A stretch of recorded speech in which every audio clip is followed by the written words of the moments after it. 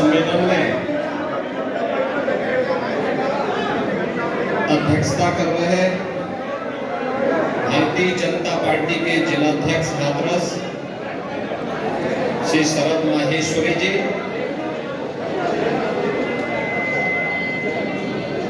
उत्तर प्रदेश सरकार के मंत्री और इस क्लस्टर के प्रभारी शशि मुर्मू जी, प्रदेश उपाध्यक्ष श्री दिनेश शर्मा जी, जिला प्रभारी श्री टीपी भारती जी,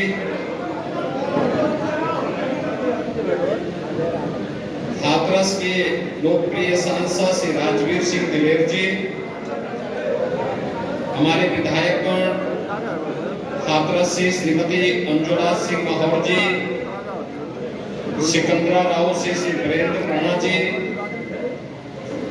छर्रा के माननीय विधायक श्री रविंद्रपाल सिंह जी, इगलास से श्री राजकुमार सहयोगी जी,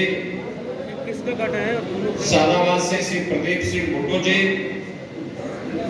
विधान परिषद सदस्य चौधरी ऋषिपाल सिंह जी, जिला पंचायत अध्यक्ष श्रीमती सीमा उपाध्याय जी, नगर पालिका परिषद के अध्यक्ष श्रीमती श्वेता चौधरी जी, भारतीय जनता पार्टी के लोकसभा के संयोजक हरिशंकर राणा जी, लोकसभा प्रभारी चौधरी सत्यपाल सिंह जी, और आप सबके चिरपरिचित चेहरा उत्तर प्रदेश सरकार के मंत्री और हाथरस लोकसभा सीट से भारतीय जनता पार्टी के लोकप्रिय प्रत्याशी श्री अनूप वाल्मीकि प्रधान जी, हमारे सहयोगी दल राष्ट्रीय लोक दल, अपना दल और अन्य सहयोगी दलों से जुड़े हुए हमारे अध्यक्षगण और उपस्थित हाथरस के सभी प्रबुद्धजन, बहन और भाइयों, यहाँ पर पूज्य संतजन भी हैं, उनको भी और दाऊ जी की इस पावन धरा को नमन करते हुए मैं आप सबका हृदय से अभिनंदन करता हूं।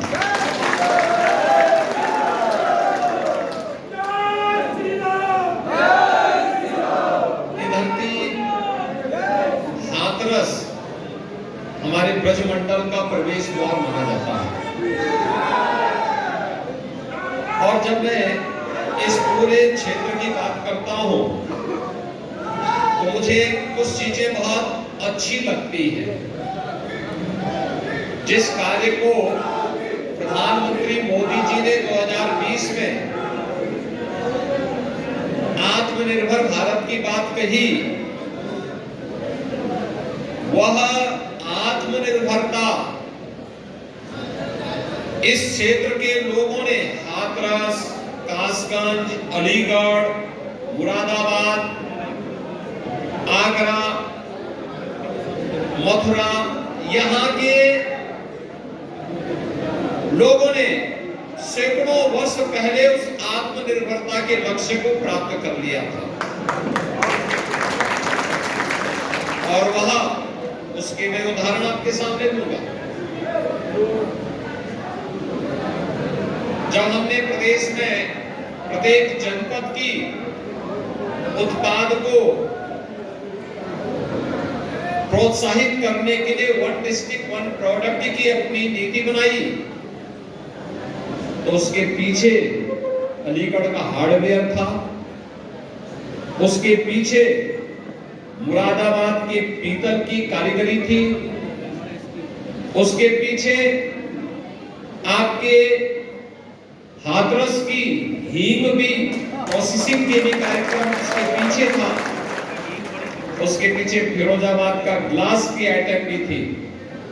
ये सभी चीजें थी, यानी हस्तशिल्प और हुनर हमारे डीएनए का हिस्सा था, और यहाँ पर आत्मनिर्भरता के लक्ष्य के माध्यम से सामाजिक स्वावलंबन का जो उदाहरण यहाँ के आपके पूर्वजों ने प्रस्तुत किया, वो अत्यंत अभिनंदनीय है। मैं उन सबको भी नमन करता हूं। बहनों और भाइयों, ये प्रबुद्ध सम्मेलन है। इसमें धर्माचार्य भी हैं, शिक्षक भी हैं, चिकित्सक भी हैं, अधिवक्ता भी हैं, व्यापारी भी हैं, अलग अलग तबके से जुड़े हुए प्रबुद्ध जन हैं जो समाज के अलग अलग तबके को नेतृत्व देते हैं। और चुनाव शुरुआत प्रारंभ करने के पूर्व हम लोगों ने प्रबुद्ध जनों को सीधे आह्वान करने के लिए आप आए हैं कि आपको चुनाव की बागडोर अपने हाथों में लेकर के और उत्तर प्रदेश का जो लक्ष्य है उसके अनुरूप परिणाम देने के लिए मोदी जी को उत्तर प्रदेश की 80 मनकों की हार को उपलब्ध कराने में आपका योगदान बन सके, इसके लिए आपस के योगदान के लिए आपका आह्वान करने के लिए मैं स्वयं आपके बीच आया हूं। आपकी अपनी भूमिका है। आप समाज की मान्यता को, उनकी राय को एक आवाज देते हैं, उन्हें अपने ओपिनियन के माध्यम से प्रभावित करते हैं, उनका मार्गदर्शन करते हैं। और इसलिए जिम्मेदारी आपके ऊपर है कि आपने बदलते हुए भारत को देखा है, आपने नए भारत का दर्शन किया है। ये भारत जहां पर 2014 के पहले की अराजकता भी आपने देखी है और 2014 के बाद एक भारत श्रेष्ठ भारत, जहां सुरक्षा भी है तो समृद्धि भी है, जहां पे आजीविका है तो आपकी आस्था को सम्मान भी है।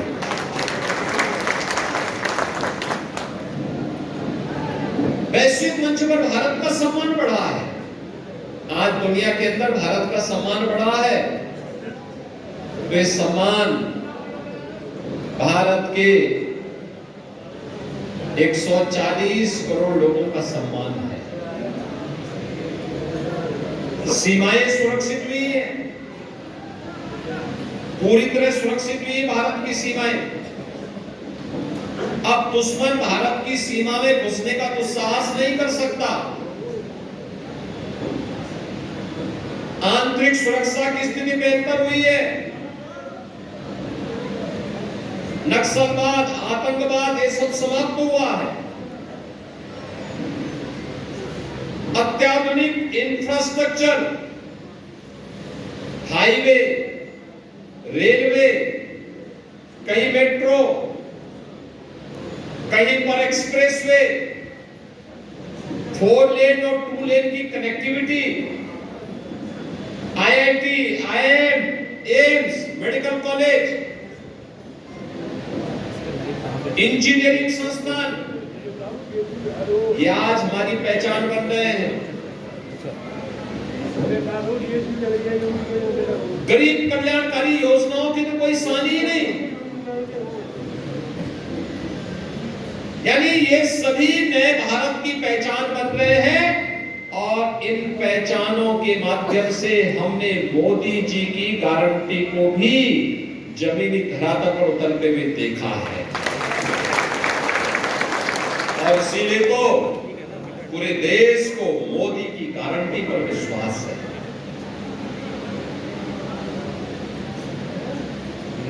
ये मोदी जी की गारंटी क्या है? ये मोदी जी की गारंटी सर्वांगीण विकास की है, विकसित भारत की है। और उस विकसित भारत के लिए, जिस विकसित भारत में बिना भेदभाव के हर व्यक्ति, हर समुदाय, हर जाति के लोगों को पूरा सम्मान मिले, आगे बढ़ने का अवसर मिले,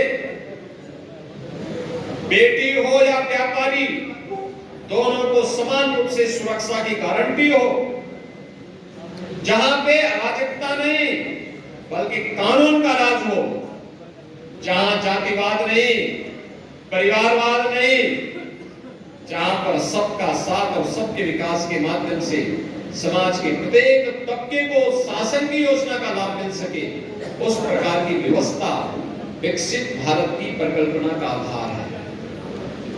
और विकसित भारत के सपने को साकार करने के लिए आज हम सब आपके बीच में आए हैं। ये चुनाव फैमिली फर्स्ट बनाम नेशन फर्स्ट के बीच में है, जातिवाद बनाम सबका साथ और सबके विकास के बीच का है। ये चुनाव तुष्टीकरण बनाम भारत की आस्था के बीच का चुनाव है, और इसमें हम सबको देखना है। जो लोग अराजकता पैदा करते थे, कर्फ्यू लगाते थे, दंगा करवाते थे, सत्ता फिर उनके हाथों में आएगी या दंगा मुक्त, कर्फ्यू मुक्त, एक सुरक्षित वातावरण देने वाली प्रधानमंत्री मोदी जी के नेतृत्व की उस सरकार में, जिसने बिना भेदभाव के शासन की योजना का लाभ लोगों को प्रदान किया है।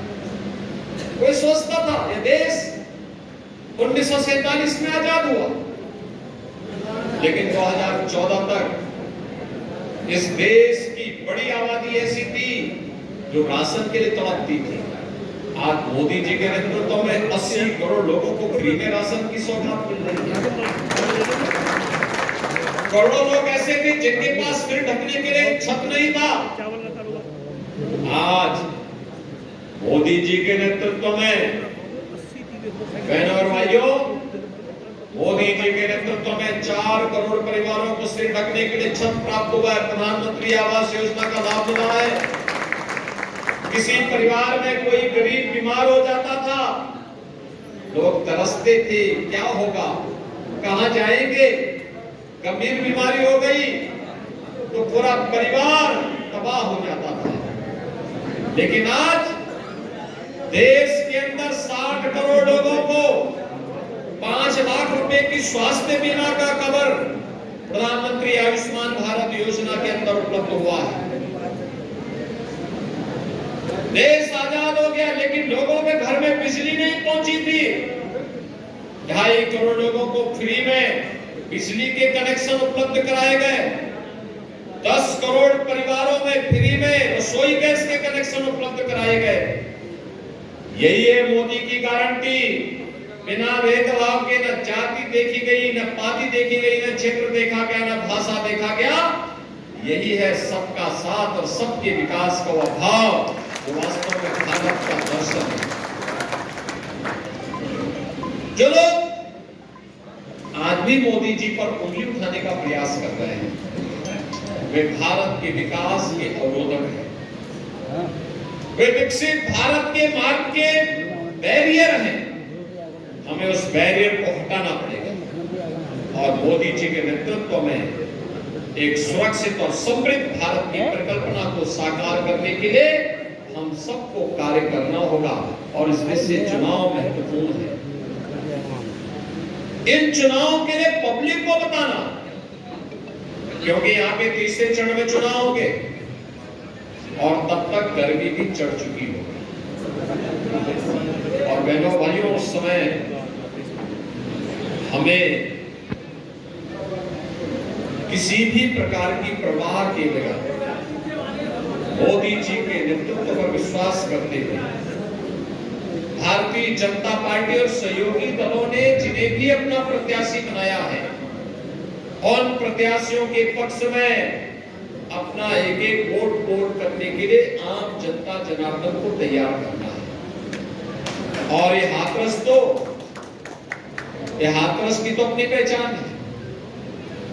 दाऊ जी की तो भूमि है ही, साथ साथ ही की खुशबू देश के अंदर भी जा सके, वहां तक पहुंचाने के लिए वाल्मीकि को भारतीय जनता पार्टी ने इसलिए अपना प्रत्याशी बनाया। ये पार्टी की व्यवस्था का एक हिस्सा होता है। आज कोई एक प्रत्याशी है, कल नया प्रत्याशी आ सकता है। श्री राजवीर सिंह दिलेर वर्तमान में सांसद है और मुझे बहुत अच्छा लगा वे आज अपना आशीर्वाद प्रदान करने के लिए इस मंच पर आए हैं। और एक सहज सरल चेहरा, आज से नहीं अपने पिता के समय से। उनके पिताजी श्री किशन लाल दलेर जी बहुत सज्जन आदमी थे, कई बार आपका आशीर्वाद उन्हें प्राप्त हुआ और उन्होंने लगातार अपनी सहजता और सरलता के कारण इस पूरे क्षेत्र को प्रतिनिधित्व किया। अपनी इस विरासत को आगे बढ़ाते हुए श्री राजवीर सिंह दिलेर ने उसी कार्यक्रम को आगे बढ़ाया, लेकिन पार्टी के कार्यकर्ता के रूप में पार्टी का आदेश आया कि नहीं, इस बार एक नया प्रत्याशी वहां पर आएगा, आपको पार्टी के उसी दूसरे कार्य के साथ जुड़ना। वे उसी निष्ठा के साथ लगे हैं और मुझे प्रसन्नता है कि श्री राजवीर सिंह दिलेर आज यहाँ पे हमारे इस कार्यक्रम में मंच पर आए हैं। मैं उनका हृदय से अभिनंदन करता हूँ। मेरी आप सबसे अपील है कि किसी भी लोकसभा क्षेत्र के प्रत्याशी के लिए चुनाव के दौरान, क्योंकि श्री अनूप वाल्मीकि को प्रत्याशी हम लोगों ने इस समय बनाया, इससे पहले वो सरकार में मंत्री थे और मंत्री होने के नाते मैं उनको पूरे प्रदेश में दौड़ाता था कि भाई देखो, कभी पूरब में, कभी पश्चिम में, कभी बुंदेलखंड में, कभी मध्य क्षेत्र में, अलग अलग क्षेत्र में, भाई जिले जिले जाओ, जनता की समस्या का समाधान करो, पब्लिक के लिए कार्य करो। पूरी निष्ठा के साथ कार्य करता रहा, पूरी ईमानदारी के साथ कार्य करता रहा, एक एक प्रोग्रेस रिपोर्ट हमें उपलब्ध करवाता था। और लोकसभा चुनाव का जब जैसे ही घोषणा हुई और उनके नाम की घोषणा हुई, वे आपके बीच आ रहे होंगे, समय दे रहे होंगे और ये संभव नहीं हो सकता कि एक एक घर में जा सके, एक एक घर में, एक एक परिवार के घर में जाकर के इस समय चुनाव के दौरान कठिन होता है, क्योंकि इसी दौरान उनको अपना एनओसी भी लेना होता है, इसी दौरान उनको कार्यालय की व्यवस्था भी देखनी होती है, संगठन की व्यवस्था के साथ जुड़ना होता है, ढेर सारे कार्य होते हैं। और इसलिए इस समय आप में से हर एक व्यक्ति को अनूप वाल्मीकि बनना पड़ेगा, नरेंद्र मोदी बनना पड़ेगा। जैसे मोदी जी के नेतृत्व में पूरा देश चुनाव लड़ रहा है, ऐसे ही इनके प्रतिनिधि के रूप में घर घर जाना पड़ेगा और घर घर जाकर के आप सभी प्रत्याशियों, सभी जनता जनार्दन से अपील करें कि वे मोदी जी के नेतृत्व में भारत को दुनिया की सबसे बड़ी ताकत बनाने के लिए एक विकसित भारत, आत्मनिर्भर भारत, ग्लोबल लीडर भारत, एक ऐसा भारत जो दुनिया का पिछलक्कू न बने बल्कि दुनिया जिसके पीछे पीछे चले, उस भारत को बनाने के लिए मोदी जी को तीसरा कार्यकाल देना आवश्यक है।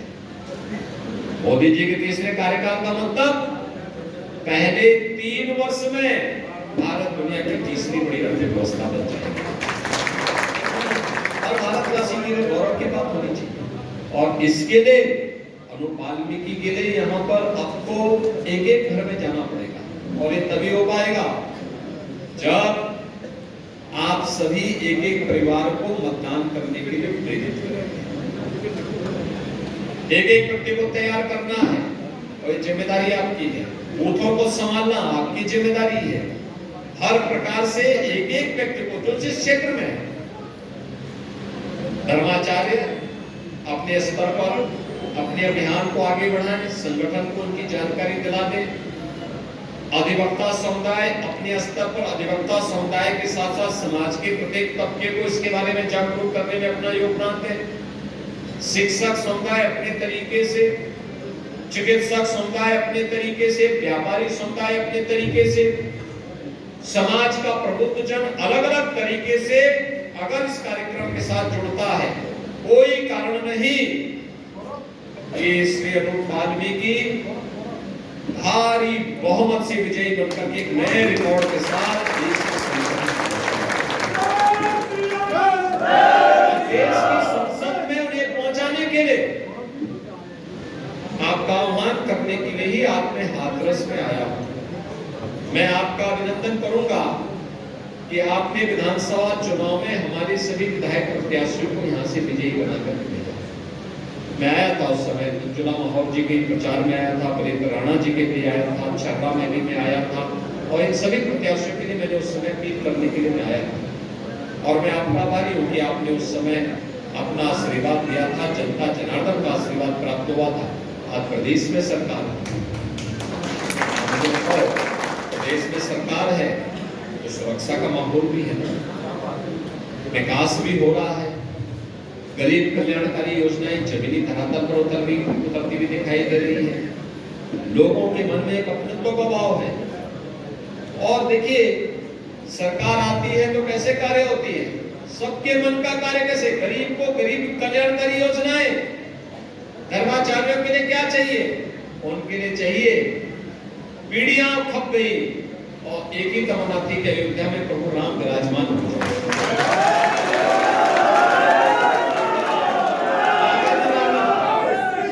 जिसके लिए पीढ़ियां तरस रही थी, उस कार्य को आगे बढ़ाने का काम हुआ। और अयोध्या में रामलला का विराजमान होना एक और दूसरी तरफ अयोध्या का जो एयरपोर्ट का नामकरण है वो महर्षि वाल्मीकि जी के ही नाम पर है। देखो कितना अद्भुत संजोग है, प्रभु राम के साथ हमारा संवाद बनाने का काम किसी ने किया था, त्रिकालदर्शी ऋषि थे भगवान वाल्मीकि, महर्षि वाल्मीकि थे जिन्होंने काम किया था। और आज तो हम एक बार अयोध्या भी प्रभु राम का स्मरण कर लेते हैं तो उससे भी हमारा काम चल लेता है। दूसरी तरफ अगर वाल्मीकि को भी आप वोट दे देंगे तो सीधे संवाद जुड़ जाएगा।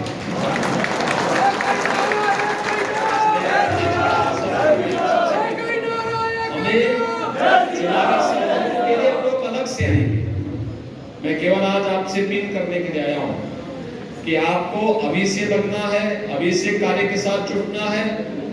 और अब आप ये मत देखेंगे कि एक महीना इतने दिन बाकी रह गए, कुछ नहीं, आज से ही चुनाव प्रचार के लिए लग जाना है, अभी से माहौल बना देना है जिससे सामने कोई दिखाई न दे।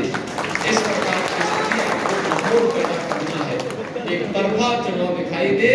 और इसके लिए भारतीय जनता पार्टी और सहयोगी दलों के साथ मिलकर के जो रणनीति यहाँ पे संगठन ने बनाई होगी कि भारतीय जनता पार्टी, लोकदल, अपना दल, निषाद पार्टी, आपने राजभर पार्टी, सभी लोग मिलकर के जो भारतीय जनता पार्टी का मोदी जी के नेतृत्व में एनडीए गठबंधन है, ये सभी लोग मिलकर के जनता जनार्दन के आशीर्वाद के माध्यम से भारतीय जनता पार्टी के प्रत्याशियों को भारी बहुमत से विजयी बनाने के लिए कार्य करेगा। आज के इस अवसर पर मैं एक बार फिर से इस पावन धरा को, दाऊ जी की इस पावन धरा को कोटि कोटि नमन करता हूँ। आप सबके प्रति आगामी जो पर्व और त्योहार हमारे रामनवमी भी है, तो इसकी मैं हृदय से आपको शुभकामना देता हूँ। इस दौरान हम लोग चुनाव प्रचार के लिए आपके बीच में आएंगे। आप सबका आशीर्वाद वाल्मीकि को प्राप्त हो। मोदी योगी जिंदाबाद, मोदी योगी जिंदाबाद।